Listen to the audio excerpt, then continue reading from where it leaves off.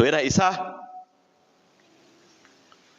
sai ya samu kwamfuta, ya ga matarsa tana da email a gida. Kasan da email din man kana da shi har abin sha'awa ne. Yahoo ne ko Hotmail, lokacin ba san Gmail ba.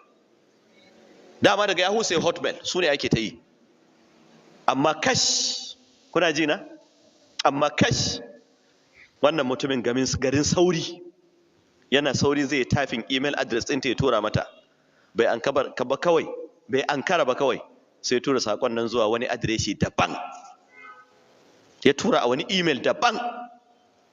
Ashe email ɗin da ya tura, email ɗin wata mace ce da mijinta ya rasu a wannan ranan. Kun gane da abin yake? Ya fara fitowa ko? A ranan da ya tura email ɗin, ashe sai tura email ɗin wata mata wanda a ranar ita kuma mijinta ya rasu. Dawowar take da wuya.